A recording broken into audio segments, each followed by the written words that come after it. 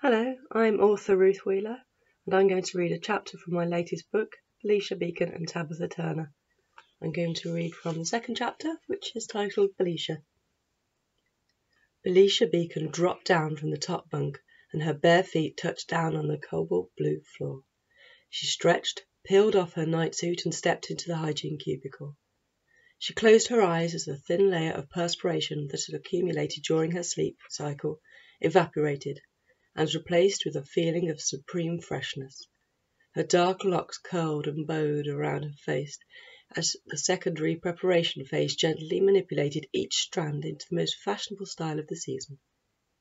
She waited while exfoliators, creams, blushes, and lash enhancers were applied to her face until she was almost unrecognizable. Feeling refreshed and reinvigorated, Belisha exited the hygiene cubicle, thumbed through several outfits in her revolving closet, and although her listeners couldn't see her face, let alone what she was wearing, the radio broadcaster always liked to look her best. She selected a shiny green skin suit that amplified her voluptuous figure and stepped into it.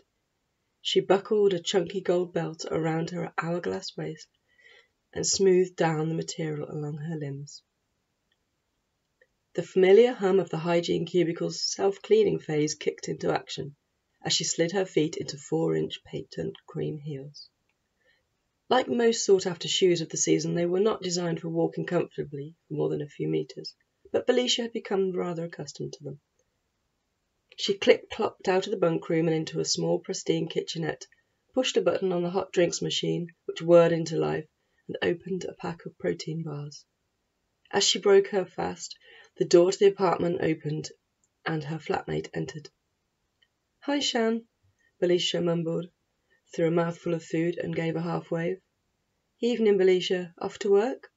"Yep, like spaceships passing in the night these days, aren't we, Soul?"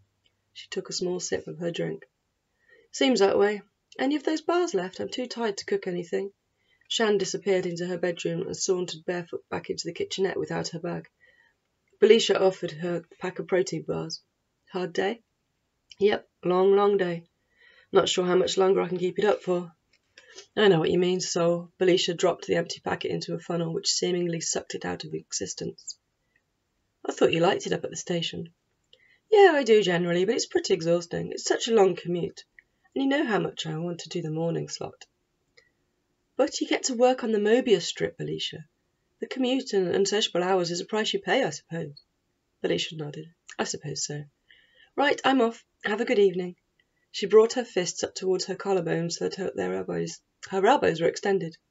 Shan followed suit, and they touched elbows by means of cordial affection. "See you later, Soul."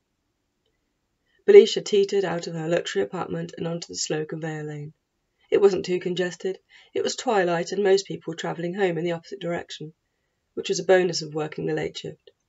After a few moments, she found a gap in the median lane and sidestepped across. Taking care not to lose her balance, she stepped across again onto the fast lane and held onto the central bar to keep herself steady as she whizzed through the city. Here she would remain until she reached the transport hub in the centre of Hafen capital, the main industrial and financial district of Hafen 4. If the residents of Hafen 4 wanted to find work, then they headed towards the capital. If budding employees of the entertainment industry were fortunate enough, they could secure a placement on the Mobius strip. Shan worked in one of the high-rise office blocks which ran along the eastern perimeter of the capital. She worked in town planning, so whenever Belisha had a gripe about the city, she would invariably air her exasperations in Shan's direction. Shan would routinely tell her that, whatever her complaint was, it wasn't her department. In fact, it had been a long-running joke between the two of them. The conveyor routes, with their illogical and somewhat dangerous intertwining paths and confused one-way systems, weren't her department. The lack of green spaces for people to take time out and relax weren't her department. Just as the emergent increase in brothels and casinos wasn't her department. Sometimes Shan would get her own back on her flatmate. Why were there no decent songs in the charts these days? And why is the radio station riddled with so many adverts? Of course, neither of these issues were Belisha's department. There was little she could do to improve either of these things. Although she was renowned for her position, She was simply a radio broadcaster of the Mobius Strip airwaves. The grey, repetitive scenery of concrete boxes containing luxurious apartments soon gave way to rows and rows of basic housing, which in turn gave way to the varied, bustling landscape of the inner city. The 4 outer lanes of the conveyor on either side of her were filling up with the city's inhabitants and commuters. Belisha prepared to change onto the main artery conveyor, Hafen Capital's biggest highway. Someone to her right was moving into the slow lane, so she stepped into the gap. She stepped to her right once more into the slow lane, alongside which ran a short slip lane which merged onto the main conveyor artery. This was the worst place to make a manoeuvre, in Belisha's opinion. Collisions often occurred here. Even after years of using the network, she still breathed a sigh of relief when she transitioned from the slip lane to the fast lane of the main artery conveyor. Feeling at ease now, Belisha gripped the rail and savoured what promised to be a few uneventful minutes of the journey. Towering above, on either side of the main artery in the most illustrious part of the city, were offices, eateries, shopping outlets, and holographic billboards promoting various wares. The gleaming lights that pierced through the dusk, the hum of the concentrated conveyor system, and the hubbub of city life enveloped her as she travelled through the city. Belisha was almost as confident as her on-air persona. She went through life with her eyes wide open. The very idea of missing out on anything terrified her. If she arrived at work even a minute later than she was supposed to, her producer, Oranja Banaru, and her co-presenter, Elliot Earle, she knew she would most likely miss out on at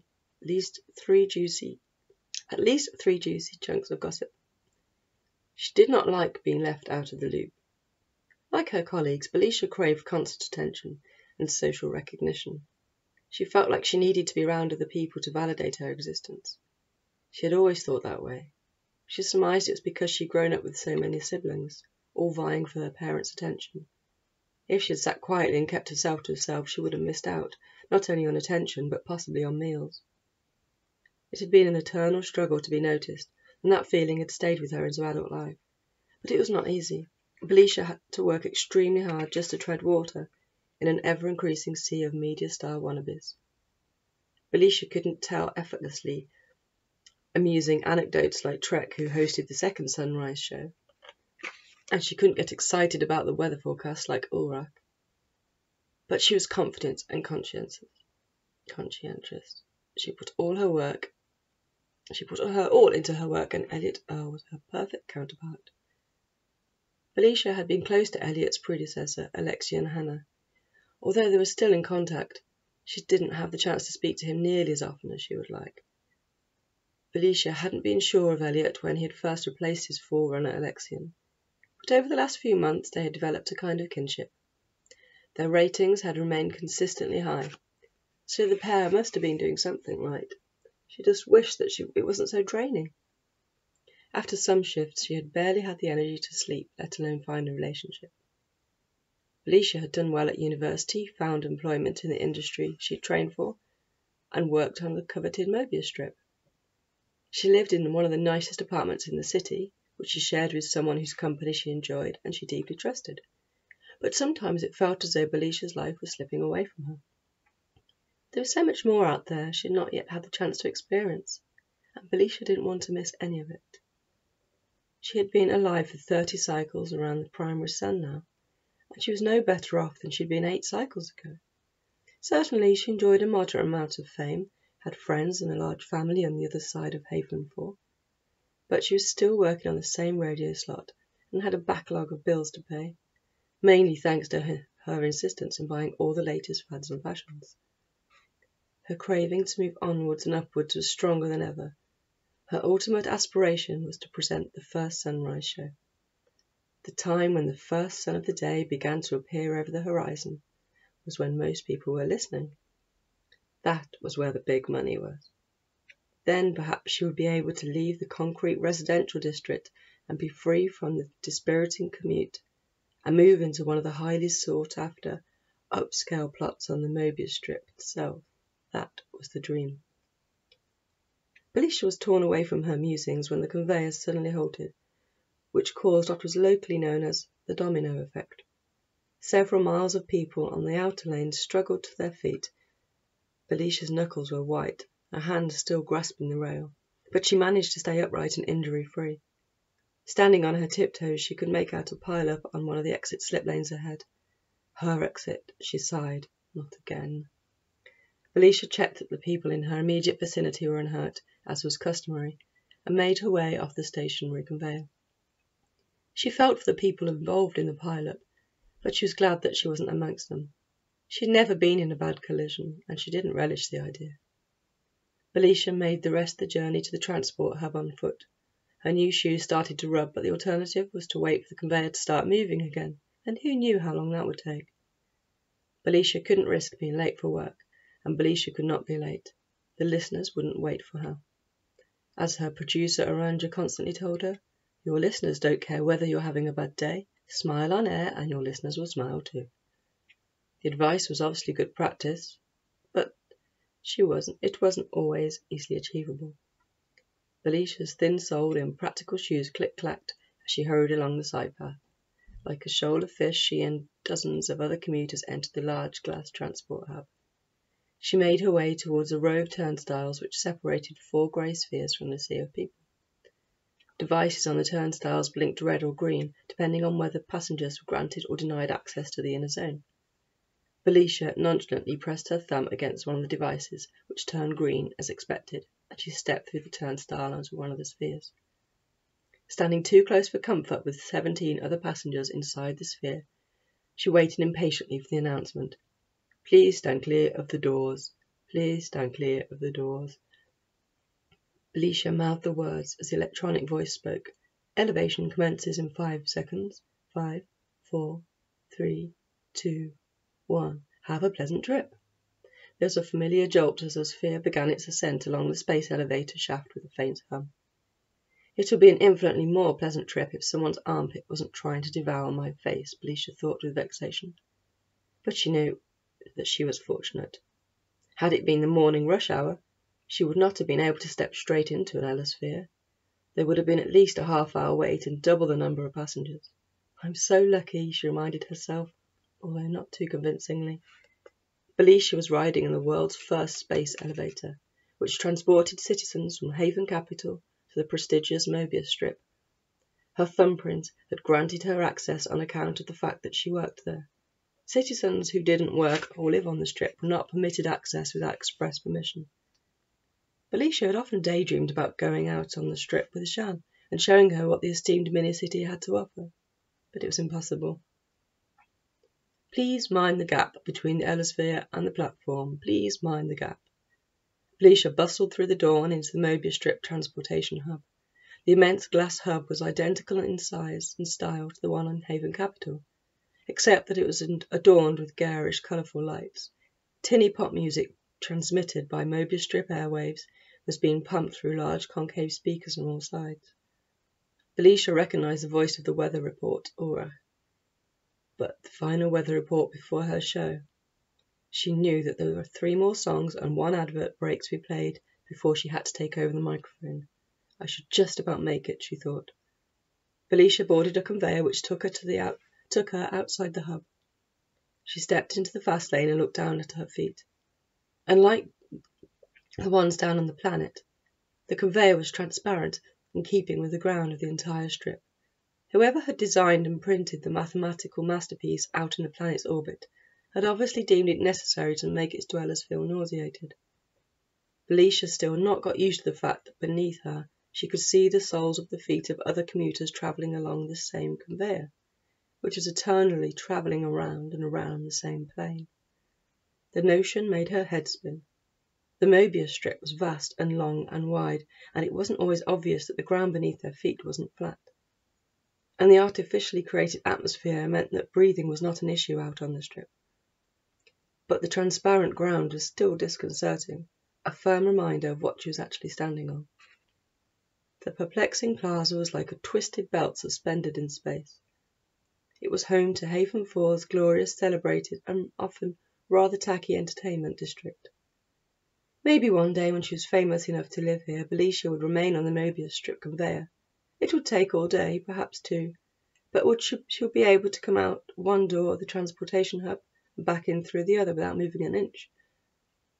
Sometimes runners would be sponsored to lap the strip on foot for good causes. Belisha admired them, but would never consider attempting such a feat. She had never been particularly sporty, and her ambitions did not lie in physical exploits. Belisha looked through the transparent ground at the green orb which was Haven 4. It looked hazy and unreal through the strip's thick ground, and peaceful. Shan would be asleep by now, dreaming of her boyfriend and her holiday, no doubt. Belisha had long since stopped asking her to listen to the show. She didn't care so much these days. After so many years in the job, she often forgot that anyone was listening at all. It was simply a task to complete out here on the Mobius strip, a stepping stone in her path to superstardom. Belisha's workplace, the Euclidean building, was now in sight. She crossed the slow lane, alighted onto the side path, and took the final few steps of her journey.